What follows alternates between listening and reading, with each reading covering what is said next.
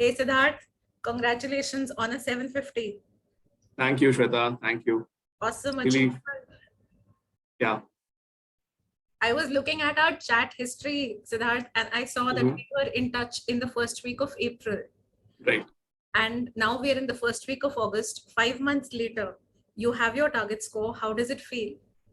It feels really great, and it's like uh, it feels like an achievement in itself. I know that GMAT is like a means to an end towards the B school, but given the almost 2 yearish journey to finally achieve 750, which is like a desired score. So like, yeah, it feels like an achievement in itself. So yeah. That's awesome. And I want to congratulate you. Um, I believe you had taken GMAT before we got in touch. So This was my third attempt, yes. Okay, can you shed some light on your previous attempts?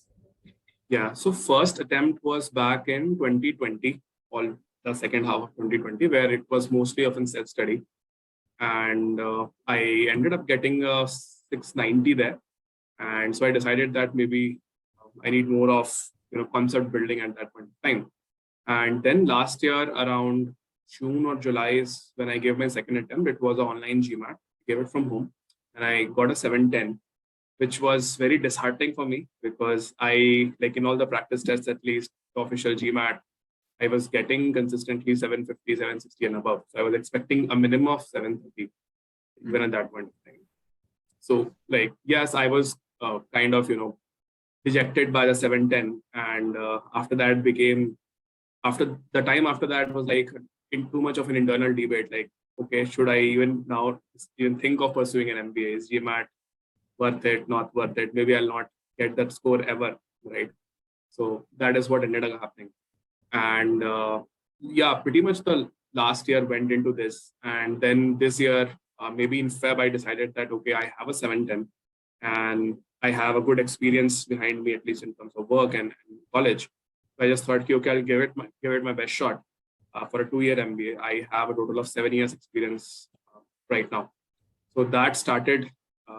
And then one of my friends who was told by her, like our mutual friend about you, that you coach GMAT and generally people see a very good turnaround in terms of the results that you've been getting. That's the point. Then I also took, okay, let's try it. And I actually told her that you try first and then like given your feedback, then probably I'll also take the jump. Right?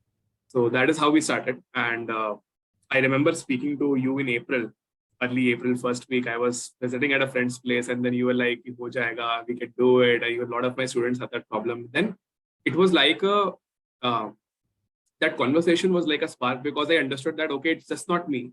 Many other people like me face this kind of struggle, right? Typically what ends up happening is that we hear people getting 760, 770, 740, 750, right? And it appears that, okay, unka aa gaya, right? Ek baar mein. But then the backstory of it is something that we don't hear quite often. Absolutely. So that was there. And then, of course, then she also liked your course in the way you taught. And then I also decided to take the jump with you. And it has been like a very good interaction session, like all the classes, even the non-academic stuff that we talked about, like emotional management during the exam, time management. And then slowly, I started up realizing that, okay, the problem is not the concept. The problem is how I am dealing with the exam. And even during, the practice sessions this time around, the practice tests on GMAT Club or Veritas, I found myself, getting slightly bit personal about the question. If this CR question is almost within reach, why not spend an additional minute and, get this one right? And that is the biggest mistake that I think that I had been doing all along. And towards the week where I decided to take another GMAT attempt, I focused on only this thing, that no more study, only the cross-referencing stuff and the concept building, your notes that I generally made from the classes, right? All those things I did, but I specifically gave a lot of focus in finishing the exam, no matter what. And I made a target for myself that, okay, last 1 minute, I should be free. I must be submitting with 1 minute remaining. And last 3-4 exams were just like that. And even in the actual exam, I ended up doing almost that. Math, I submitted almost 1.5 minutes before the time, and English, I think I was 45 seconds or something. Okay, with returning. that's very interesting. So I believe you made one attempt after your classroom program was over. Yeah. Sorry, I missed that. Yeah. So I made the attempt feeling very confident that, okay, now I know all the concepts. I've done cross-referencing, and Shweta keeps on saying that, cross-referencing is something that will get you there. So, but I realized later is that cross-referencing I'd done very skimmishly, like I just skimmed through that. So that was also one of the like reflections that I can make at this point of time.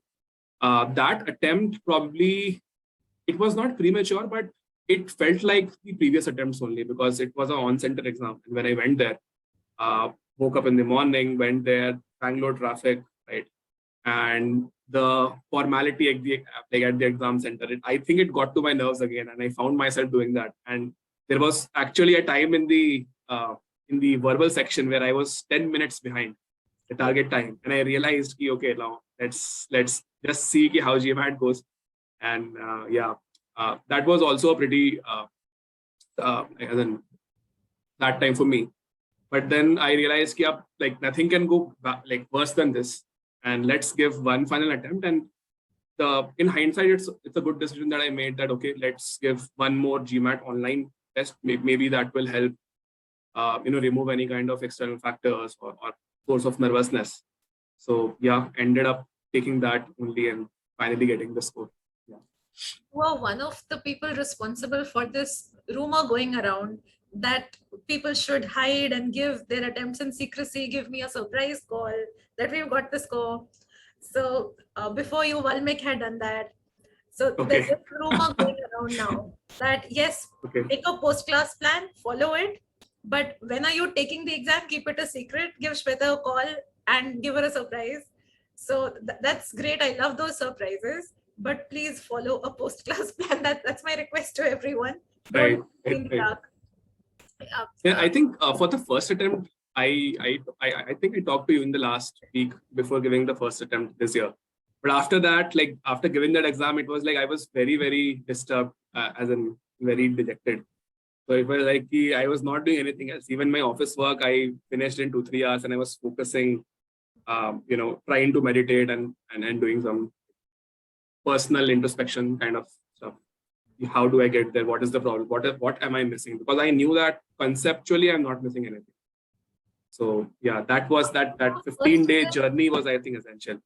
Yeah. So I'm going to touch upon that now, Siddharth. The one point I remember when we spoke after your first attempt, I had at that point felt it's a little premature because I wanted you to delve a little bit more into extra practice, into cross-referencing. But I was keeping my fingers crossed because a lot of people immediately after the classroom program, without following post-class, they get lucky with their first attempt. So, but I was mentally prepared that if this doesn't work, we'll need to follow the process of post-class and the second attempt. And that's what happened, which is all right. I'm glad you went through that, period of internal introspection, turmoil in a way. I'm going to ask you two things. One, throughout your preparation journey, what was your schedule like? How did you make time to study and how much time was it? So because I was not starting up when I had enrolled for you, most of the concepts were something that I was pretty, like, given enough time, I could solve them. Maybe a CR question would look like 3-minute or 3.5-minute mark for me. So yeah, but then I realized that, given that what I was learning with you, that okay, all CR questions have a pattern. This is a goal plan question, and goal goes necessarily with plan, and so on and so forth, right? I made my schedule in a way that, I would start office a bit late, so that in the mornings, maybe an hour or an hour and a half is something that I could dedicate to self-study after the classes, because our classes were also at almost 7 a.m. right? So that was one slot of the day where basically it was about, revising what was taught in the class. And the evening session after office, basically maybe 9:30 to 12, that kind of slot I kept for yourself, like practicing questions or giving small mock tests, sectional mock tests on GMAT Club, or even official guides say I would do question in a timed manner, like take 30 minutes and solve 35 or 40 sentence correction questions. So that is what I did. Okay. Now, can you elaborate on what you were talking about, that 15-day period of introspection that happened after your first attempt? What did you do? So I think the first thing that I did was I gave a mock test again. And it was a Veritas mock test. And I purposely gave Veritas so that I can simulate for a higher difficulty exam. And I just observed myself. Okay, I've seen the question. Now, what am I reacting? Am I not able to understand in the first 2 minutes what the question is all about, right? Or am I trying to speed read it and hoping that okay, I'll make sense of the question? That I think helped a lot. I was not intending to score. Even I did not even finish the verbal exam in that case.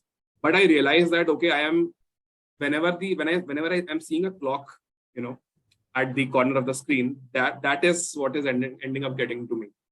And so the effort after that was like about giving more exams and observing, okay, let's forget the timer, read at your slightly increased natural pace and try to understand each and every word first. Start slow, and then once you're in the groove of especially verbal, and then I think things will fall in place. That is one. And second is also that I finally realized why cross-referencing is necessary, because in exams, even reading sentence correction, right?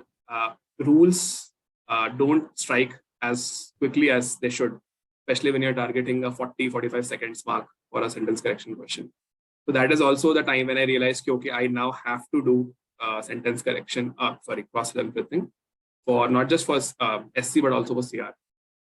Yeah, so that is something that I diligently started doing. All the evening sessions, as I said earlier, the 9:30 to 12:30 session, I did it in a way that get 10, 15, 20 questions and then cross-referencing of that and reading out about it. Okay, how could I have solved it faster? Mm-hmm. That is, I think, the key to this. Did you do any meditation? I did not enroll with any program as such. I knew I reached out to you for contacts. But I liked Calm as an app. It's an app which gives you a small session of meditation. But I was doing it last year. So I just made it a routine that after getting up in the morning, I will just do meditation for 10 minutes. And even in the evening, before I sit for the evening session of self-study, I will just try to do it. Or even when during the day, during the office, when I feel like flustered, okay, calm, like maybe the work is too much and I'll not get time to study. Those things, I think, yeah, especially for someone who is like a bit nervous about all this, and especially the exam, I think taking the plunge of meditation is very essential. Did you use it on the exam day? Exam day morning, yes, I had kept a evening session for the exam. It's like I preferred a 4 p.m. evening, because generally what happens is that if I know that sleep tonight is very necessary to perform the next day, I have a tough time sleeping precisely for that reason. So I kept evening session where I could even if I'm not able to sleep in the night, and maybe I'll get some sleep in the morning. So that was that. And yeah, I think on the exam day, a couple of times meditation, I think I did. Even in the break between the first section and the second section, also I just got out of the room, caught my breath, did a quick 2 minutes meditation. Okay. So, yeah. Okay, that's very insightful. So let's talk a little bit more specific now. What did you do to Quant? Quant, yeah, I think Quant has also been a journey for me, because till last year, I never even targeted a 51 score, because all my mocks, I always ended up making at least 4 to 5 questions worth of silly mistake. And probability and PNC were my most hated subjects. I thought, okay, question aayega, I'll just leave. I'll mark something randomly, and I would do that. But this year, maybe I was a bit more systematic about it. I started, questioning myself, okay, why take 4C3 versus 4P3? Where should n factorial come, right? So I think, yeah, April, May was also that time when I started questioning myself. And the rest of the math concept, for any engineer are pretty trivial stuff. Getting 49 and above is not the challenge. Getting 51 is the challenge actually in GMAT quant for especially engineers of our background. Yes. Yeah, and it's the good thing about good or bad depending on how you tackle it. But the thing about GMAT quant, it's not about math. It's also about presence of mind, reasoning, questioning yourself. Okay, am I introducing a bias there? A lot of time used to happen. Okay, send statement one and statement two, right? Quickly someone would read statement one and get biased with that information while applying statement two. And instead of B, the answer becomes C, and so on and so forth. So yeah, math mein, this was my approach of questioning everything and taking like maybe the first leg of re-preparation a bit slow. Why am I thinking about something the way I'm thinking about in real time? That I think is very essential. I think both quant and verbal have this major element of reasoning. You can see that more in verbal. It's more obvious. Right. It's Yes. hidden in quant, but Yes. you are ultimately testing your reasoning skills. That's why you can't be an English professor, so to say, or a grammarian to crack the verbal. Right. Okay, wonderful. So I think you have your score sheet with you. Can we take a look at it? Sure. Just 1 second.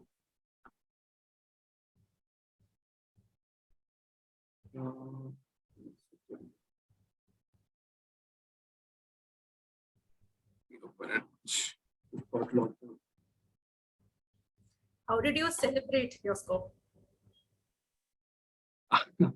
The day I got, so right, my score was held up. So it was kind of a mixed feeling because when the exam got over, when the score flashed on my screen, it was a very happy moment for me. And believing, like seeing 51 in quant and 40 in verbal was like almost like, wow, this is something that I was not expecting while I was giving the exam also, right?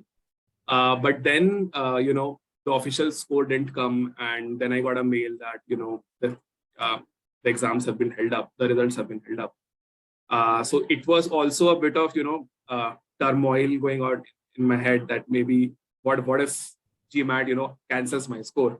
Then what do I do? Will I get lucky the next time when I'm giving GMAT or not? All those kind of negative emotions were there, but frankly, thankfully, I think they released my score. So yeah, that was there. Celebration may it was a quiet celebration only because we were moving from one house to other house on that day where the final score came in, and I went with my family to a restaurant and then. Okay, awesome. So for the benefit of those who are listening to us, I want to make this clear that it's a very random procedure that happens, and it happens more in the peak season that we've observed over the last 2 years, ever since they came out with the online GMAT. So in the peak season, they typically pull out a few attempts which have been made online.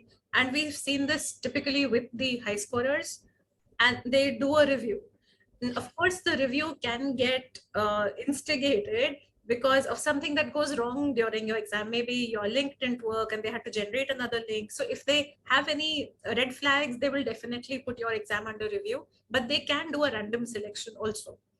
And we've seen anything between 3 to 10 days, they generally get done with the review and they release the scores. Once your score has been released, once you have the official score, generally that's where the review ends. You don't need to worry after that. And I think that you went through the same process. Yes. Cool. Let's see your. So I have my score. I'll just quickly share my screen.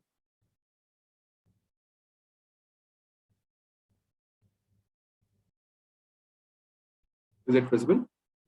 Yes, it's starting now. Yes, it's visible now. Yeah. So this was the breakup. Quant 51, verbal 40. Integrated reasoning was a surprise, slightly bittersweet element of my good score is integrated reasoning. I am not sure what happened, but yeah, it felt really difficult while attempting the integrated reasoning. Maybe I got stuck in one or two questions, but yeah. I don't think it should be held against you. We would have been happier with a 6 and above, but I don't think 5 would be held against you because it's just one out of the 4 components. Right. That's okay. I'm glad AWA is at 5. So that balances it out. Let's take a look at one of your prep tests, Siddharth, that works close to this so that we'll understand how this 51 and 40 happened. Once. Then you can also, when you're taking us through the prep test, you can throw some light on what were the specifics on SC, RC, CR, where was accuracy important, where was speed important? Sure. And I'd like to make this very clear that while there are a host of online tests that we can do, practice tests, we must stay close to the official prep test as much as possible, especially when we are in the last few weeks to the exam. Nothing beats the official prep test, no matter how many times you've done them.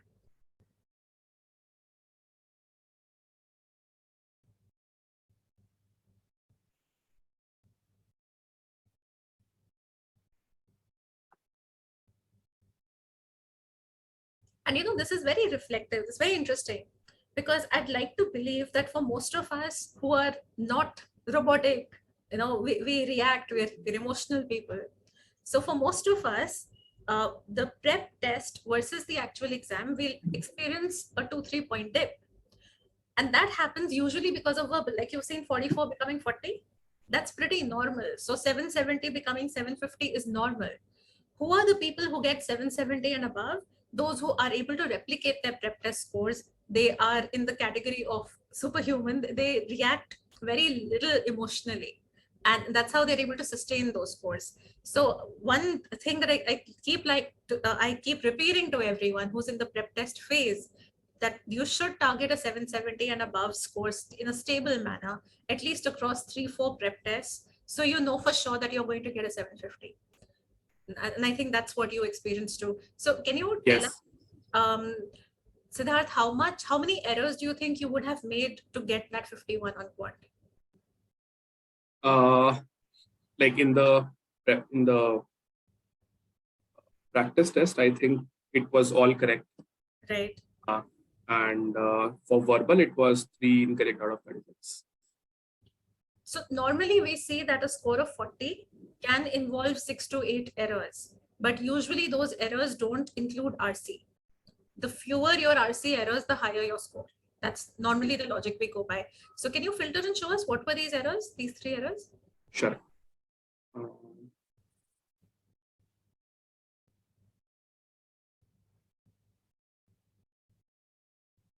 This is, I think, okay. I think we have 1 CR, 1 RC, I can see, or maybe there are 2 CR and 1 RC. Yeah, I'll just maybe. These are 2 RC and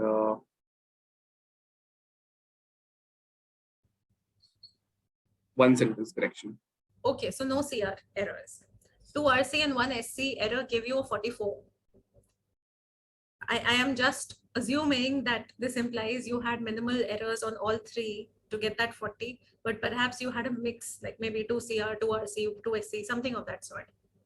Yeah, I think I might have made a few errors in CR, because even during the exam, I was struggling a bit for understanding CR. RC and SC, thankfully, were very, very quick to come to me during the exam. But yeah, CR gave me a hard time. Okay. Might be that. Yeah. Can you share, Siddharth, now what was specific about your prep on SC? What was your time management like? What tools were you using? What was the most important takeaway? I think SC may, at least while I was doing the self-study phase, before I engaging with you, the host of material on GMAT Club and YouTube were all about meaning-based approach. And while that's good for accuracy, it really screws with your speed. And it also makes you believe that SC somehow is the most important element of the entire verbal journey. But when I met you, and then in the first class you had clearly told me that SC mein 2-3 galti bhi, it's okay, but you should focus a lot more on maybe CR and RC. And by and by, when I studied your approach and learned from it, all the rules application, not even reading the entire question that carefully, and maybe even filtering out, okay, what to read, where's the main verb, where's the subject, what the subject is doing, plural, subject, verb, agreement, and all sort of rules, right? that is where it kind of, started coming to me, ki, okay, 40 seconds, 50 seconds, max to max, 1 minute, or for longer questions, maybe 1 minute, 10 seconds, right? That even like that, gave me a lot of, comfort during the exam, because I could now spend a little bit more time on, solving those, like tricky primary purpose questions, for RC or even CR, right? And even in these scores, as I started, making fewer RC and CR mistakes, the scores really, really went up, at least in all the official GMAT tests. So that was there. SC ke liye specifically, while I knew all the rules earlier, but they were always in like, okay, I'll study the meaning and then derive, okay, what's the author trying to say, and then therefore what is fitting. After studying all the preferences and rules, because of preference for that, and so on and so forth, right? It's like predicting ki, okay, what is this question really asking for? And a question which is like not more than, a sentence long, that I have had cases where about like it took maybe 30 seconds, 40 seconds to solve. So getting those rules known by heart, and for which the only practical way is to do a lot of cross-referencing is the only way to, crack that, I would say. Okay. That makes a lot of sense, because you get freedom from meaning, you free up time, you free up mental bandwidth. So how did that reflect now on your RC performance? What was the main learning? What was the learning curve on RC? How did you bring down your errors to just 1 or 2 on the exam? RC mein, RC is also a pretty interesting case, because till almost 1.5 months back, 1.5 months, I was like, okay, I have got like making notes and other things, but I was either making a lot longer notes, the structure that we make for an RC during solving. And then after that, I found myself not referring back to those, because of course you can't, it's like 10 lines. And then I dropped the idea of, okay, I'll not make a structure. But then I realized that if you don't make the structure, the other questions will really take a lot of time to go back to the passage, and to capture the entire meaning of all the details in a RC takes at least 4 to 5 minutes to read. And if you miss something there, or at least in structure or whatever, right, the purpose of a passage, then you can't go back, then you're out of time. So I think this was one of the most crucial decisions that I took, that okay, I will leave what I knew about RC and try to finish the structure in max 5 to 7 lines, maybe very shorthand, and 1 to 2 lines for each of the paragraphs. I think that was the biggest input to my entire preparation, because that gave me an opportunity to, skip the details, while also understanding, okay, what is the author trying to say? What is this line, or what is this parody, doing in this entire scheme of things, right? So I think that was the most crucial thing. And yeah, rest is about, going back to the paragraph, location matching, word matching, meaning matching, tone matching. All those are very, very crucial rules. And how did CR change? CR, CR may like CR was, for me at least, CR is a bit moody. Depending on the day, CR can be a very smooth sail, or it can be a very rough sail also for me. And at least in the practice exam, I did not make any mistake in CR, but in the exam day, again, because of whatever little anxiety that I might have had. So CR is something there, but yeah, I think the rules that we studied, that goal plan, even two plan, like plan A, plan B, and then what is the, question might be about, right? That kind of intuition building is, I think, very, very important for CR. Because in the exam, if you are a bit nervous, I think CR is the most difficult thing to crack, because you have got to understand, okay, what's the premise, what's the conclusion, like what group is being referred to in the conclusion. All those things are very, very important. And if you don't, do that, then all the options will start appearing the same to you. And then you will kind of lose it. Okay, now let's mark something and then move on. So identifying all those rules and patterns, okay, if goal is there, then most likely look for a plan, right? If the goal is there, don't move from, like, even without a goal, don't move from, specific to general. All those rules are really, really important. And one should, practice it enough so that, it's like a second nature to anyone. That whenever you see that question, the first thing that that should come to my mind is, okay, what's my goal? What group is being referred to? And okay, what are my expected answers? The thinking of sorts, basically. So to get that into your system, you cross-referenced a lot of CR? Yes. Okay. I'm glad to hear that. Yeah, cross-referencing, CR May, it was mostly about the classification that I think you were teaching in the class, that psychology-based or data-based, inference-based. So I started classifying all the questions, at least mentally, while solving. And I think that over time brought the most likely set of, things to look out for in that question and really solve it in time. Okay, wonderful. Let's see you full screen. Okay. Sorry. So where all are you applying now, Siddharth? I am a bit late about R1. So I am writing Kellogg at the moment, at this moment. And probably I'll be applying to Sloan also in R1, and maybe one safety school, maybe Tuck or Ross. HSW and Booth or Columbia is something that I'm majorly targeting for R2. Okay, makes sense. I'm sure the R1 experience will give you a lot of support when you target the dream schools in R2. That's a good strategy. And you have a lot of your seniors now in our group in the schools. So reach out to them.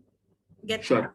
Once they land at HPS, they will have a lot of stuff to share. Right. Okay. Definitely, I think that that will help a lot to anyone. So I'm looking forward to seeing you in Bangalore very soon. Sure. And you are my first student from IIT Guwahati. So I'm very happy that we have opened Guwahati's account with your performance. Right. We have a major student hub in Kharagpur, in Madras, in Delhi. I've also got a lot of students from Kanpur and Roorkee, Bombay, but you're the first from Guwahati. Awesome. Wishing you all the best with your application, Siddharth, and I'm sure there's a very, very bright future ahead of you. Thank you, Shweta. Thank you. Bye. Bye-bye.